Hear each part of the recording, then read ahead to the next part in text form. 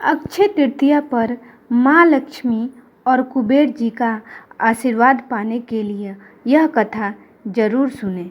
हिंदू धर्म में अक्षय तृतीया को एक पर्व की तरह मनाया जाता है। लोग इस दिन कई तरह के दान, पुण्य और धार्मिक कार्य करते हैं। अक्षय तृतीया के दिन जितना जरूरी माँ लक्ष्मी और कुबेर देव की पूजा करना है, उतना ही जरूरी है इस दिन से जुड़ी व्रत कथा को सुनना। ऐसे में आइए जानते हैं अक्षय तृतीया की कथा के बारे में।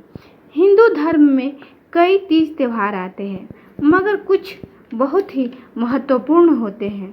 अक्षय तृतीया भी इन्हीं त्योहारों में से एक है।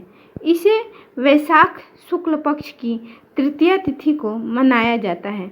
पौराणिक ग्रंथों में अक्षय तृतीया को लेकर बहुत सारी कहानियाँ और कथाओं का वर्णन किया है। इस दिन को इतना शुभ माना जाता है कि कोई भी अच्छा काम इस दिन किया जा सकता है। अक्षय तृतीया के अलावा इस तिथि में विष्णु जी के 6वें अवतार भगवान परशुराम की जयंती के रूप में भी मनाया जाता है। अक्षय तृतीया के शुभ दिन को लेकर यह भी मान्यता है कि इस दिन गंगा नदी स्वर्ग से धरती पे आई थी।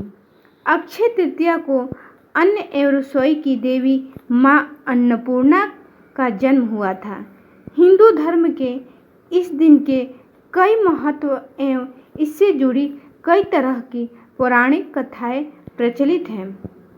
चलिए उन कथाओं और महत्व के बारे में हम आपको बताते हैं। प्राचीन काल में सदाचारी तथा देव ब्राह्मणों में श्रद्धा रखने वाला धर्मदास नाम का एक वैश्य था। उसका परिवार बहुत बड़ा था, इसलिए वह सदैव व्याकुल रहता था। उसने किसी से इस व्रत के बारे में सुना था। कालांतर में जब यह पर्व आया तो उसने गंगा स्नान किया, विधि पूर्वक देवी देवताओं की पूजा की।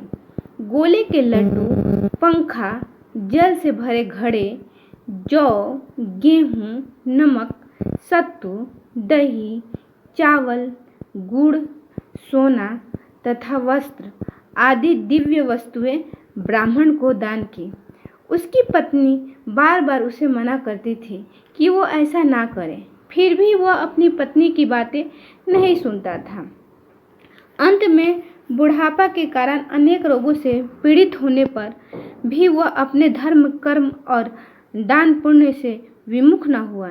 यही वैश्य दूसरे जन्म में कुशावती का राजा बना। अक्षय तृतीया के दिन दान के प्रभाव से ही वह बहुत धनी तथा प्रतापी बना। वैभव संपन्न होने पर भी उसकी बुद्धि कभी भी धर्म से विचलित नहीं हुई। अक्षय तृतीया के दिन इस कथा के श्रवण से अक्षय पुण्य फल की प्राप्ति होती है। वीडियो अच्छी लगी तो लाइक, सब्सक्राइब करना ना भूलें। Thank you.